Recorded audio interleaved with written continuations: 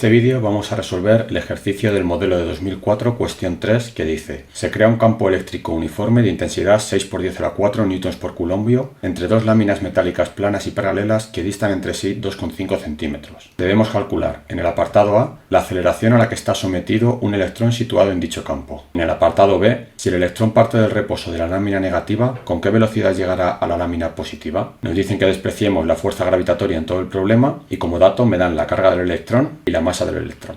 Dado que no me dicen la dirección del campo, vamos a suponer que ese campo va en la dirección del eje X positivo y tenemos las dos láminas entre las que se crea el campo.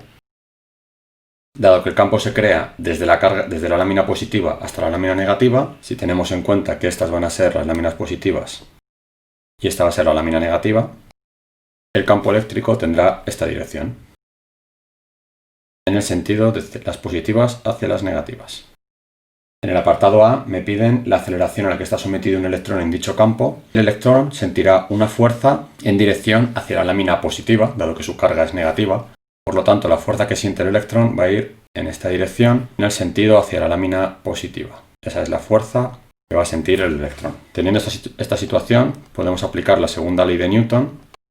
Sabemos que el sumatorio de fuerzas, o la fuerza en este caso, va a ser igual a la masa por la aceleración. La fuerza que va a sentir el electrón va a ser debida al campo eléctrico, por lo tanto la fuerza va a ser igual a la carga del electrón multiplicado por el campo, y eso sabemos que es igual a la masa por la aceleración, de donde puedo sacar que la aceleración es igual a la carga partido por la masa multiplicado por el campo, siendo la aceleración y el campo vectores. De esta manera puedo calcular la aceleración como la carga, que me la dan como dato, dividido entre la masa, multiplicado por el campo, y dado que hemos dicho que el campo va en el eje positivo de las X, hay que multiplicarlo por el vector unitario y como la fuerza va en sentido contrario, le ponemos el menos. Ese menos también podría venir de la carga del electrón, que es negativa, teniendo en cuenta que va siempre contraria a la dirección del campo. Por lo tanto, podemos resolverlo basándonos en nuestro esquema o teniendo en cuenta que la carga del electrón es negativa, por lo tanto la aceleración va a ser en sentido contrario al campo. Con esto obtengo una aceleración aproximadamente de menos 1,05 por 10 elevado a 16 y metros por segundo cuadrado. Hay que tener en cuenta que la respuesta tiene que ser un vector porque la aceleración es un vector.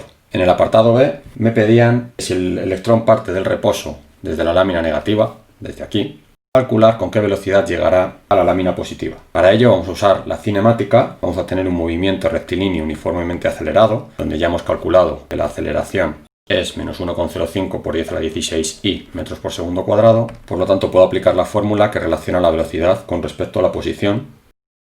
Y vamos a considerar que la V0, dado que parte del reposo, es 0, y la X0 puedo considerar el origen de coordenadas, la posición donde está la lámina negativa. Puedo decir que esa posición es la 0. Por lo tanto, de aquí puedo sacar que la velocidad con la que va a llegar al final, a la lámina positiva, va a ser la raíz cuadrada de 2a por x. Sustituyendo, dado que me dicen que están separadas una distancia de 2,5 centímetros, también puedo decir que d es igual a 0,025 metros.